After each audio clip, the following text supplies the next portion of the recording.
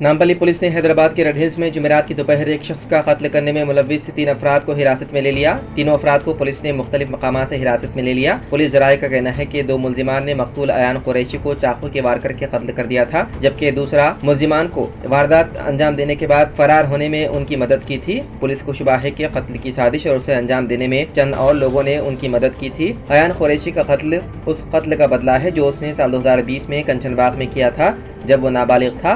बताया गया है कि अयान कुरैशी ने दूसरों के साथ मिलकर साल 2020 में अपने ब्रदर निस्बती को कत्ल किया था।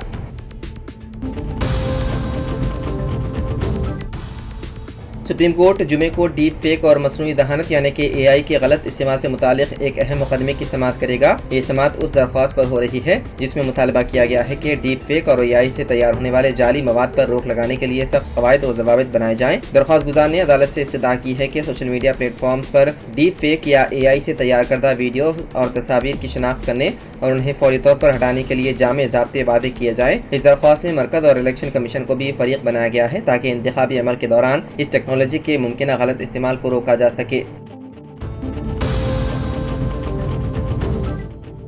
तेलंगाना के कोदाड़ टाउन से ताल्लुक़ रखने वाले 45 साल ताजुद्दीन रोजगार की तलाश में 10 साल कबल सऊदी अरब के दमाम शहर गए थे। पहले वो वहाँ ड्राइवर की हैसियत से काम कर रहे थे।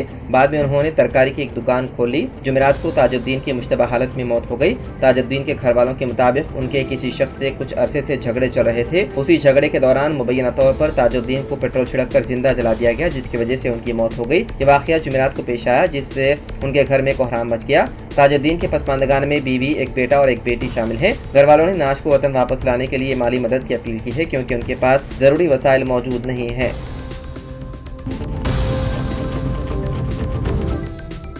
तेलंगाना के सूर्यापेट जिले के मंगाला मंडल के बारकागुड़म फ्लाईओवर के करीब एक तेज रफ्तार कार हादसे का शिकार हो गई। हैदराबाद से विजयवाड़ा जा रही कार फ्लाईओवर पर मौजूद बरखी खंबे से टकरा गई और उलट गई। इस अफसोसनाक वाक़े में 27 साल नौजवान इमराज खान मौके पर ही जाँ बहक हो गए, जबकि उनके साथ कार में सवार अब्दुल्ला, कैसर और यासीन जख्मी हो गए। मकामी अफराद के मुताबिक हादसा ड्राइवर की लापरवाही और तेज रफ्तारी की वजह से पेश आया।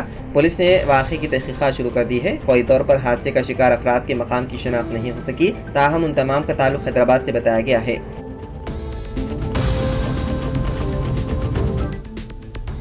राशन शॉप्स पर चावल की तकसीम के मामले में मरकज़ी हुकूमत ने अहम कदम उठाया है। 3 महीनों का कोटा एक साथ तकसीम करने का फैसला किया। मरकज़ी हुकूमत ने मुख्तलिफ रियासतों के लिए मख्तस राशन कोटे को फौरी हासिल करने का मशवरा दिया और साथ ही मई के अवाखिर तक तमाम राशन कार्ड होल्डर्स में चावल तकसीम करने की हिदायत दी। मरकज़ी वज़ारत खुराक व अवामी तकसीम में तमाम रियासतों को इस सिलसिले में अहकाम जारी किए। मरकज़ी हुकूमत के अचानक इस फैसले पर सारे मुल्क में एक नई बहस शुरू हो गई और सब इसको काबिल तारीफ इक़दाम करार दे रहे हैं। इस तरह चावल की पेशगी तकसीम सिवाय कोरोना दौर के बाद पहली मर्तबा की जा रही है।